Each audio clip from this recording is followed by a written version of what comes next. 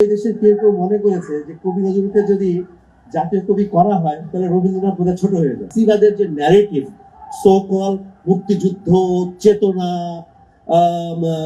শেখ মুজিব, বঙ্গবন্ধু, এই সেই, এটা এই দেশের ইতিহাসের জন্য খুব একটা কালিমালিপ্ত অধ্যায় হিসেবে লেখা হবে আগামী ইতিহাসে, যে এই দেশের এরকম এক মানে ঘোরতর ফ্যাসিবাদের কালে এই দেশের বুদ্ধিজীবীরা ফ্যাসিবাদকে তোষণ করেছে, ফ্যাসিবাদের পালে হাওয়া দিয়েছে, এবং এটা খুবই ইতিহাসে খুব ভিন্ন একটা অধ্যায় হিসেবে লেখা থাকবে।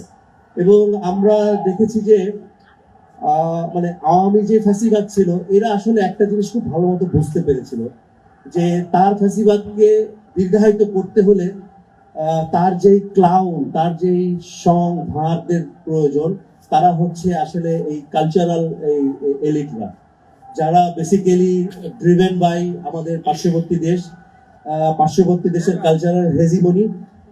এটাকে মানে দুটো জিনিস একসাথে কাজ করছে। প্রথমত ভারতীয় আধিপত্যবাদ এবং ভারতীয় আধিপত্যবাদের যেই তাবেদার, যে শাসক, তারা এই দুটো ব্যবস্থাকে একসাথে কাজে লাগিয়েছিল।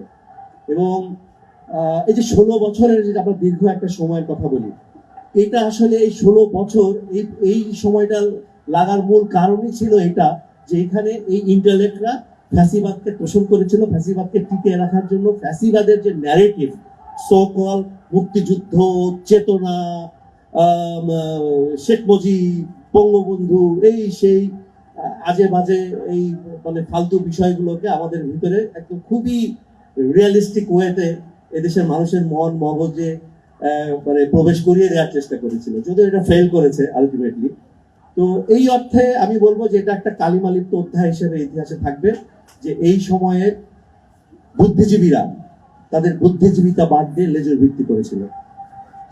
এই ক্ষেত্রে আমার একটা জিনিস মনে পড়ছে যে আমরা অমর একুশে বইমেলা 2025-এ বসে আছি, তা ঠিক 2 বছর আগে বইমেলাতেই আপনার সঙ্গে আমার একটা ইন্টারভিউ হচ্ছিল, এবং সেখানে আমি জিজ্ঞেস করেছিলাম যে আগে যখন আপনাদের কোটানকোট স্বর্ণযুগ ছিল, তখন আপনারা দুর্দান্ত গান লিখেছেন, যে গানগুলো আমরা মনে রেখেছি, যে গানগুলো আমরা শুনি, যে গানটার কথা আমি সবসময় বলি যে হাসতে দেখো গাইতে দেখো, এই গানটা আপনার লেখা।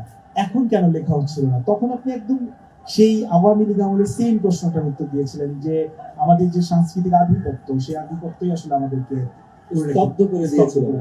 এই জায়গা থেকেই একটা লেজের প্রশ্ন করবো যে এই আন্দোলনটা শুরু হয়েছিল ছাত্রদের আন্দোলন থেকে, এবং আন্দোলনের একটা বড় অংশ, মানে বৃহৎ অংশ আসলে ছিল তরুণ ভাই।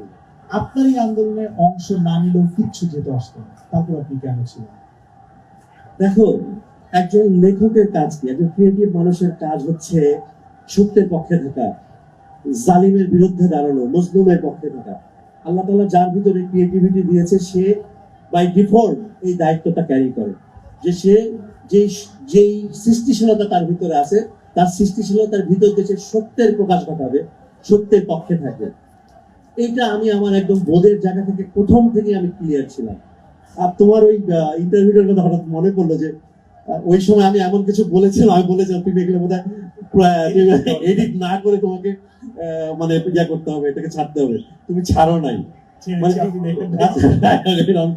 আমি মিস করেছি। হোয়াট এভার, হ্যাঁ, ভয়ের একটা মানে একটা সংস্কৃতি ছিল, ভয় যে আপনারা বলে দিতে পারছেন, হ্যাঁ, যে হ্যাঁ কি দুঃসময় আমাদের গেছে। ভয় যেমন সংক্রামক, সাহসও কিন্তু সংক্রামক। তোমাকে কাউকে না কাউকে মানে সামনে বুক চেতিয়ে দাঁড়াতে হবে। যেমন আবু সাইদ যখন বুক চেতিয়ে দাঁড়ালো, আমাদের প্রথম শহীদ, তারপরে কিন্তু একের পর এক সবার কিন্তু আবু সাইদ যেটা করেছিল, যে আওয়ামী ফ্যাসিবাদের যেই জুজুরু হয়, সেটা আবু সাইদ ভেঙে দিয়েছিল। আমরা 3 তারিখে আমরা যারা ব্যান্ড মিউজিশিয়ানরা রবীন্দ্র সরোবরে, হ্যাঁ, ওখান থেকে আমরা মিলিত হলাম, হয়ে আমরা মিছিল করে করে শহীদ মিনারে এসে একাত্মতা ঘোষণা করলাম। এগুলো আসলে পুরো বিষয়টাকে জনমত ক্রিয়েটে আরো হেল্প করেছে। মানে ওই যে তুমি বললে যে ইন্টেলেক্টরা বা সৃষ্টিশীল মানুষরা আসলে এই আন্দোলনের সাথে খুব ওতপ্রোতভাবে জড়িত ছিল না। ওই তখন থেকে যখন কিছু মানুষ যখন আসা শুরু হলো, সলিমুল্লাহ খান যখন বলা শুরু করলো যে না, হাসিনার মানে জুলুম যখন কথা বলা শুরু, তখন মানুষের ভিতরে আসলে বিবেক, যেই মানে বুদ্ধিজীবীদের যে বিবেক জাগ্রত হওয়ার যে বিষয়টা এবং জনমত ক্রিয়েট হওয়ার যে বিষয়টা, সেটা একদম তুঙ্গে উঠে গেল। 5 আগস্টের পরে যে নতুন বাংলাদেশ বিনির্মাণ হচ্ছে, তার মধ্যে একটা বড় গুরুত্বপূর্ণ দায়িত্বে এখন আপনি আছেন। এবং সেখানে এসে আপনি একটা অভূতপূর্ব কাজ করেছেন। যে কবি নজরুল ইনস্টিটিউটের প্রধান হওয়ার পরে আপনি সাংবিধানিকভাবে কাজী নজরুল ইসলামকে বাংলাদেশের জাতীয় কবি হিসেবে স্বীকৃতি দেওয়া হয়েছে। এটা আমাদের জন্য এই কারণে অবাক লাগে যে আমরা এতদিন জানতাম না যে উনি আসলে সাংবিধানিকভাবে জাতীয় কবি ছিলেন না। সো এই জায়গাটার থেকে আপনার ভাবনাটা কিভাবে এলো এটা যেমন শুনবো, এবং একই সাথে আপনার আসলে কবি নজরুল ইনস্টিটিউটের একজন প্রধান মানুষ হিসেবে এই ইনস্টিটিউট নিয়ে আপনার পরিকল্পনাটাও যদি আমাদের একটু বলেন। প্রথম কথা, আমিও তোমার মতো করেই মানে আমি যেদিন প্রথম ওখানে জয়েন করি সেদিন প্রথম জানলাম আমি জয়েন করার পর যে কবি নজরুল আসলে আমাদের জাতীয় কবি না, এটা শুধু মুখে মুখে। এবং আমি আমার প্রথম অফিস যেদিন আমি করি, আমি আসলে ওনার কবর জিয়ারত করতে আসছিলাম। আমি এসে সেদিন মিডিয়ার সামনে বলেছিলাম যে it should be my first priority, আমি এটা খুব প্রায়োরিটি বেসিসে এটা করব। এবং আলহামদুলিল্লাহ যে আমি সেটা অলমোস্ট 4 মাসের মধ্যে করতে পেরেছি। করতে পারার পক্ষে আমার জন্য যেটা সুবিধা ছিল যে আসিফ নজরুল ভাই তখন আমি তো দুইজন, আমার এই অল্প সময়ের মধ্যে আমি 2জন সাংস্কৃতিক উপদেষ্টা পেয়েছি, আসিফ ভাই এবং ফারুকি। আর দুজনই আমার ভাই ব্রাদার মানুষ, যার ফলে আমি আমার বুঝাতে সুবিধা হয়েছে এবং ব্যাপারটাকে ক্যাবিনেটে তুলতে সুবিধা হয়েছে। এই সুবিধাগুলো আমি পেয়েছি। পাশাপাশি আমি যেটা অবাক হয়েছি সেটা হচ্ছে যে কবি নজরুলের জাতীয় কবি হয়ে ওঠার পিছনে একটা খুব বাজে পলিটিক্স ছিল। মানে কেউ এই দেশের কেউ মনে করেছে যে কবি নজরুলকে যদি জাতীয় কবি করা হয় তাহলে রবীন্দ্রনাথ বোধহয় ছোট হয়ে যায়। এবং ওই সময়ের সাংস্কৃতিক মন্ত্রী যে ছিল আসাদুজ্জামান নূর, তার সামনে ফাইল পর্যন্ত দিয়েছিল, সে ফাইলটাকে নাকচ করে দিয়েছে। ইভেন শেখ হাসিনা পর্যন্ত বলেছিল যে না, এটা করা যাবে না।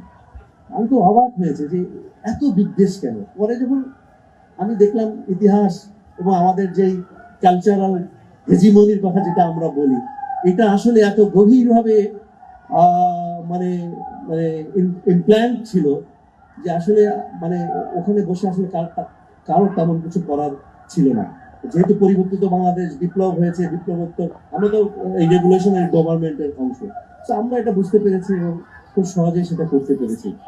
তবে নজরুলের এই জাতীয় কবি হয়ে ওঠার পিছনে এখন যেটা হচ্ছে সেটা তার, আমরা যদি দেখি যে সেই ব্রিটিশ বিরোধী আন্দোলন, সেই আমাদের মুক্তিযুদ্ধ, এই 24 এত প্রাসঙ্গিক।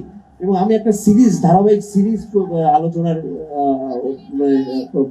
পরিকল্পনা নিয়েছিলাম 24-এর গণ অভ্যুত্থানে আমাদের নজরুল। এই যে আমাদের নজরুল, এবার আমাদের এই শহীদরা, এবার আমাদের ছাত্র জনতা গ্রাফিতিতে, কবিতায়, তোমার মনে আছে যে আসিফ এবং নাহিদের, আমাদের উপদেষ্টা, দুজন একটা রিক্সার উপরে চল চল চল, হ্যাঁ ওইরকম গান গেয়েছিল। আমরা তো কাউকে শিখিয়ে দেয়নি যে আসলে তোমরা নজরুল পড়ে এসে রাস্তায় নামো, কিন্তু এই দেশের জনগণ, ছাত্র জনতা ঠিকই তাদের কবিকে কিন্তু আসলে খুঁজে নিয়েছিল। তো সেই অর্থে উনি আমাদের কবি এবং আমাদের জাতিসত্তার কবি। এবং কি পরিকল্পনা আছে? আমার অনেক পরিকল্পনা। আমি নজরুলকে এখন গ্লোবালাইজ করতে চাই। আমরা ইংলিশ অনুবাদ করার হাত দিয়েছি, তার সমস্ত শিল্পকর্মকে আমরা ইংরেজি করব। এটা কাজ শুরু হয়ে গেছে। ইংরেজি করার পর ওখান থেকে অন্যান্য ভাষায় আমরা ট্রান্সলেট করব। এরপরে পৃথিবীর বিভিন্ন জায়গায় নজরুল সেন্টার করবো। আমি অলরেডি প্যারিসে একটা সেন্টার খুলে ফেলেছি, লন্ডনে খুলবো। আমরা আরো একটা নজরুল সেন্টার করবো। কুয়াকাটা একটা জায়গা পেয়েছি, ওখানে আমরা একটা নজরুল সেন্টার করবো। ধানমন্ডিতে আমরা একটা জায়গা রেডি করে ফেলেছি, অলমোস্ট, একটু জটিলতা আছে। আমরা বিদ্রোহী চত্বর করব। আমরা নজরুল ইনস্টিটিউট আরো নতুন করে 3টা সাবজেক্ট খুলবো, সাংবাদিকতা, নাট্যতত্ত্ব এবং ফিল্ম। এগুলো ডিপ্লোমা করব, কারণ নজরুলের সাথে ফিল্ম জড়িত, সাংবাদিকতা জড়িত, নাটক তো আছেই। এরকম অনেক পরিকল্পনা আছে। এবার রমজানে মাদ্রাসাদেরকে নিয়ে আমরা নজরুল ইসলামী হাম নাটগুলো আমরা প্রতিযোগিতার ব্যবস্থা করব।